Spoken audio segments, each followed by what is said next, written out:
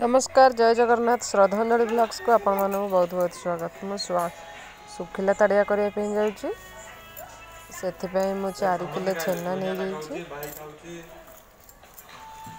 छेना को मुझे भाव में चकटी लूँ। 4 किलो छेना मुझे 250 ग्राम मैदा नहीं जाइए। 10-15टा अलैचर मंजी को मुझे छेचिकी गुंड करके रखिदे। छेना तो मु प्रथमे भल भाव में चकटी नेबी तापर मु मैदा देकी ताको आउ थरे चकटी नेबी।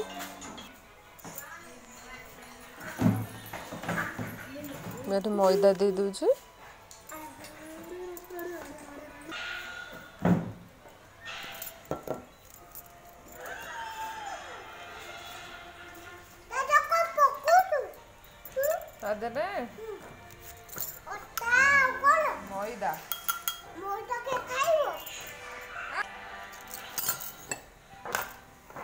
मैदा गोल अलैचर गुंड मुझे सब दे दीची। एटे मु चकटी नौची छेना को।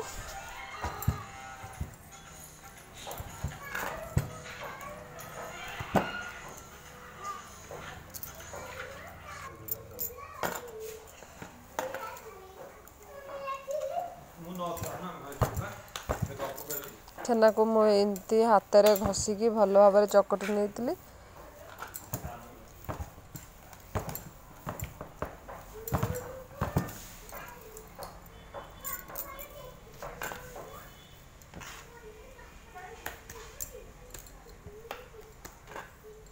छेनाटा ये मोर भल भाव में चकटी हो जाइए।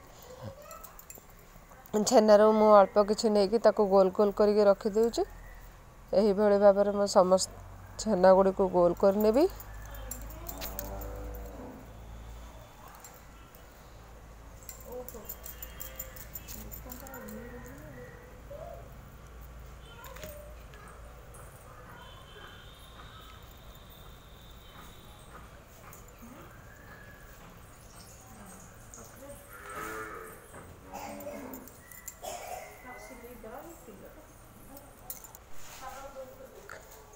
मु गोल टी को हाथ में काकरा पिठा टाइप रो गोल कर दूची। हाथ में चिपिकी गोल टी को चारिपट को मु गोल गोल करनेली दाबिकी हाथ में। तापर तेल मु गोटे करी बसई दी तेल दे दी। तेल गरम हो जाता मुझे सुखिला ताड़िया को पकईदेली।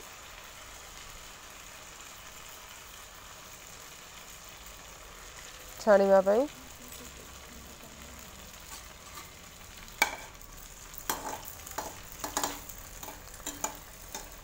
यही भाव में तेल को सुखिला ताड़िया ऊपर पकई दूची। याफल कि भल भाव में सुखिला ताड़ियाटी हो बा।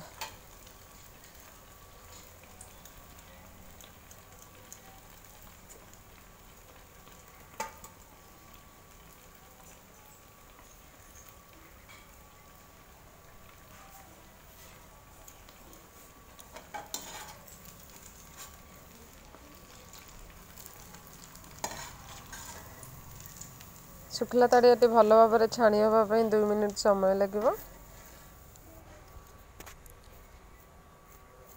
आउ गोटे गोल को ये भाव में पुणी चारिपट साइड को चिपिकी गोल कर नौची।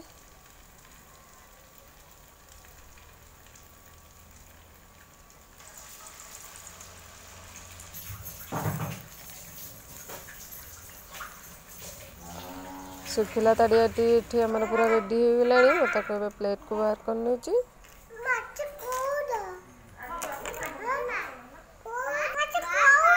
पिला मैंने पचार मासी कोटा खाइबू।